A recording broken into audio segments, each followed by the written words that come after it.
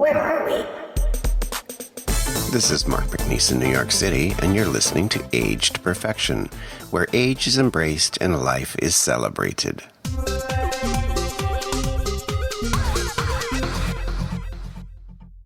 Welcome to this week's podcast, everybody. Mark here.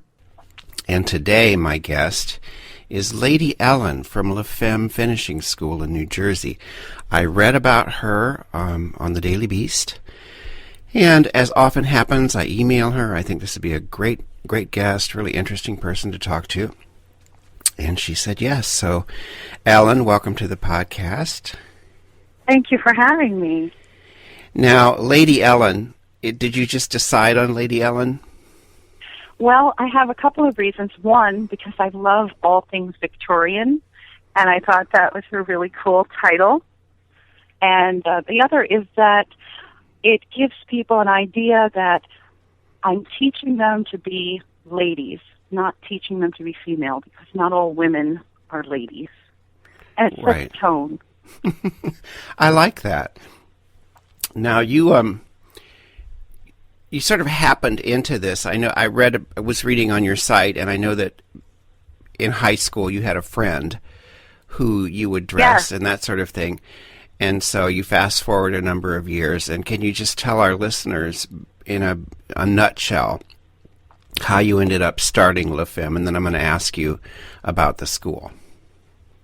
Well, I just happen to keep running into people who ask me for help. I'm not sure why, maybe just because I'm very open when I talk to people about everything, and that gives people a feeling of safety where they can divulge their secrets. And my ex-husband's best friend came out to me on the telephone. He said, I want to tell you something. I don't have anybody to tell. I was like, you can tell me anything, you know. And he told me he likes to dress at home when his wife and children are out, and the wife never knew, and they've been married like 23 years. And my husband, who was his friend since high school, never knew. And he's telling me, and he's asking me advice and asked me if I would meet with him secretly to do his makeup and teach him how to do makeup and walk in heels. So I just said, sure, why not? Sounds like fun. And so we did that for a while secretly. You know, it was strange because we were sneaking off like we're having an affair, but there was no affair. It was just me helping him to let out his feminine side. And after the marriage ended, I was meeting other transgender people online that were asking me advice and things. And I met this one woman from Texas who was in New York on business, and we got together in person. And while we were chatting, she told me that she had a business, a part-time business that she did where she rented a small apartment, studio apartment, where she kept all this clothes and makeup and wigs, and that she would help girls to have a makeover and to hold their hand on their first time out and to take their pictures and, you know, to get them out in the public eye. And I was like, wow, that's so fun. You can get paid to do that. And I've been, like, helping people for free, and it's great fun. I said, I'm going to do that. And so she went back to Texas. I kept emailing her and calling her and asking her all kinds of questions. And then I started reading books about the transgender community and transgender psychology. And then I started studying makeup, primarily theater makeup, because in theater they contour people's faces to make them look older or younger. They make them look different ethnicities. So those tools really help me to shape and sculpt a face to make it look more feminine and younger, which a lot of girls, you know, every girl wants to look a little younger. Mm-hmm. And so I started just with a credit card, and I bought a suitcase full of stuff, and that expanded to a closet full of stuff. And then it took over a room in my house. I have like a sunroom, a Florida room, that is now all clothes and wigs, and that's my studio. And now I can't fit everything in that room, so I have supplies in the garage, I have supplies in the basement. I have, like, for example, I have about 12 wedding gowns for somebody that wants to have a wedding gown dress-up fantasy photo shoot, you know?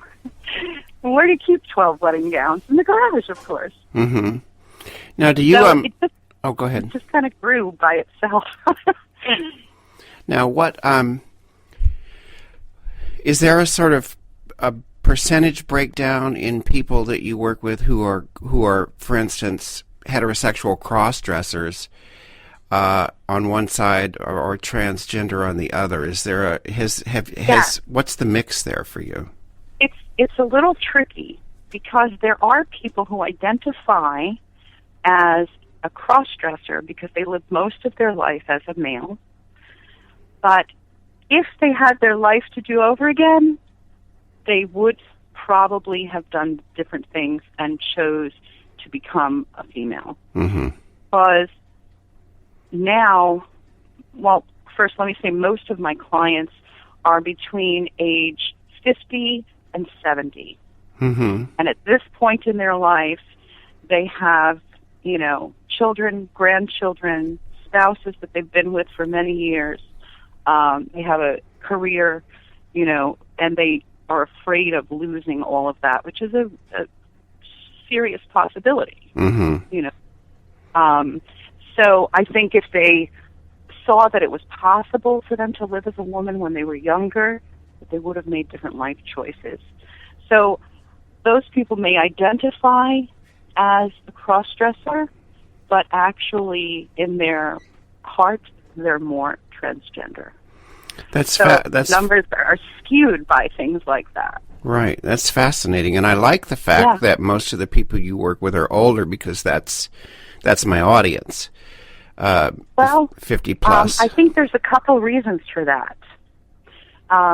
One would be that they're getting to a point in their life where they say, I've been putting off doing this, I've been hiding this, I haven't been living as my true self, and I'm running out of time. Mm-hmm. If I don't do it now, when am I going to do it? Or, I'm not getting any younger before I don't look good. Let me do this.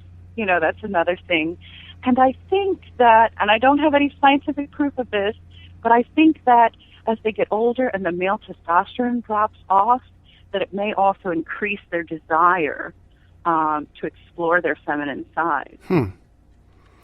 Also, with younger people that I see, because I have had calls from people that were under 18 and clients that were 18 and in their early 20s, I think that they're finding more support in their families, friends, and significant others, and less in need of going to a stranger. And I think that it's a good sign that in the future my business will not be necessary. Right. My business is necessary because the women in these men's lives are not willing to help them. Well, now that was another question I had. I met a couple recently at a birthday party who'd been married for 55 years, and opposite sex couple, but the wife has known and supported about her husband's cross-dressing actually he identifies as transgender. I should correct that because he spends much of his time as a male, but then a lot of the other time, even when he travels, which I thought was fascinating, he travels as Linda, and he was Linda at this birthday party. But but his wife has always been supportive of him and goes to different functions with her. I mean, that's one of those cases where the pronoun can be tricky because he identifies as both.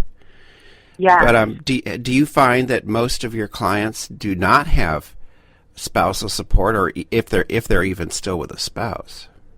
Well, I find that the majority of my clients, and most of the people I see are in the closet, that most of them have never even told their spouse.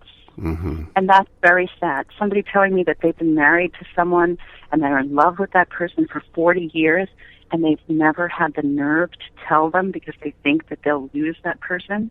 Very, very sad.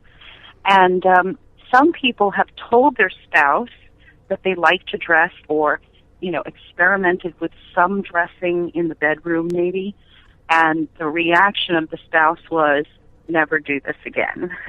And so, because the person has this feminine side in them that they cannot get rid of, they are compelled to do it even though they've promised the spouse that they never will. And that becomes a bunch of guilt and conflict and, you know, for the crossdresser or the transgender person, they're living with a lot of mixed emotions because they want to stop dressing and they can't. And it's common for people to purge, throw away all of their female things, say, I'm never going to do this again, only for 6 months, a year, 6 years later, to go out and spend money trying to rebuild their wardrobe. You know, and the stuff is not inexpensive. If you're buying breast forms and hip pads and undergarments and shoes and, you know. Well, it sounds like you're providing them a comfortable, safe space to do this. That is my goal. And before I started the business, I'm the only one that has a finishing school in New Jersey. Mm-hmm. There are other ones in other states. But before I started my school, the alternative for my clients were to go to a dominatrix or a prostitute if they couldn't find a friend willing to help them with makeup or dressing or give them a place to dress. And a lot of people told me that they would just rent a hotel room, go there alone, put on their women's clothes, look at themselves in the mirror, drink some wine, you know, and walk around the room alone, which is sad, you know, to feel that the only time you can really be yourself is alone, locked in a hotel room. And that's very sad. So one of the reasons why I quickly moved my business, at first I started by meeting people in hotel rooms. Mm-hmm. And I quickly moved my business into my home because I wanted to get rid of the feeling that this was some dirty secret. Yeah. You know, I wanted to put it in a natural family environment and say, this is okay. You know, I started my business, my children were 14, 15, and 16 years old. And I had clients coming into the house and, you know, they were saying, what do your children think? And I said, well, they think it's great that I'm helping you. Mm-hmm. The most common question I get is, what do your neighbors say? My neighbors say, hi, how are you? What do your neighbors say? I mean, what do you expect them to say? Yeah. But now, it's the number one question people ask me, what do your neighbors say? And I have parties where, you know, we have the backyard filled with 40 cross-dressers or transgender girls or supporters or whatever. And the neighbors are out there and they see us and they wave and they smile. I mean, it's not like they're, you know, hurrying their children indoors and locking the windows, you know. I mean, it's okay. Now, do your clients do they get to know each other? Do they develop friendships? What sort of network well, that's do they one create? Of the best things. That's one of the best things about the business.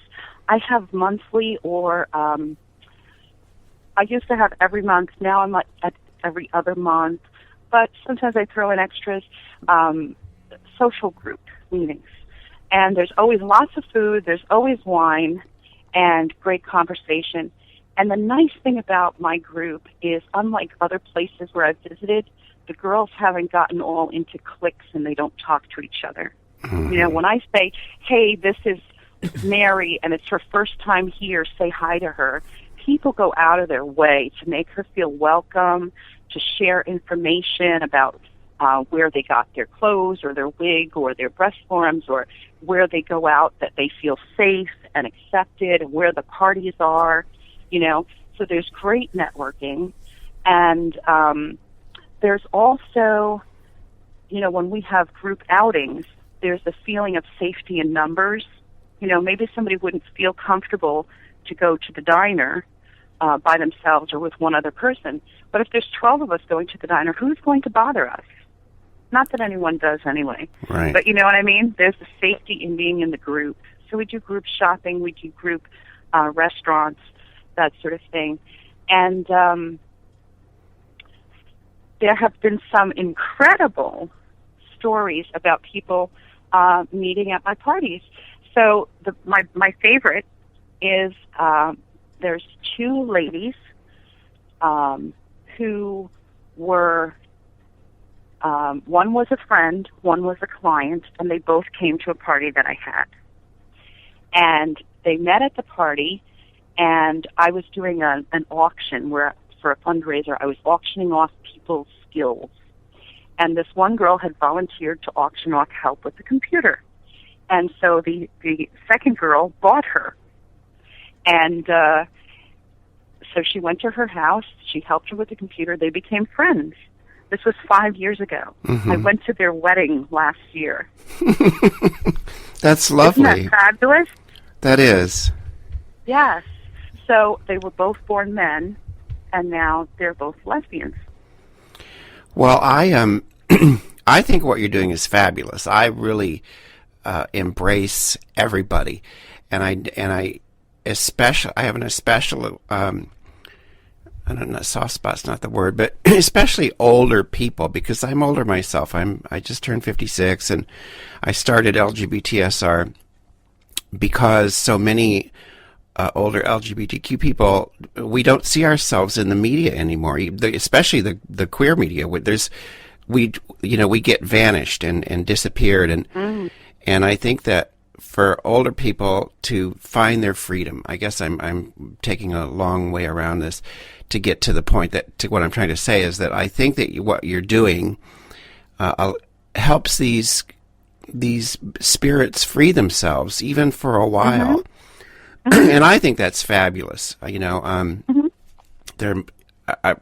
Because nowadays trans to me, and I don't want to get too tangential here, but trans, there's a certain political identity that's formed, especially with younger trans people, and they may not understand that that you've got someone who's 55 or 60 or 65, and this is how they're finding their freedom, and I think it's really, really important. They're mm-hmm. not 16. They don't have. Like you said earlier, things are changing. Eventually, your services, hopefully, will live in a world where it's not needed. Mm-hmm.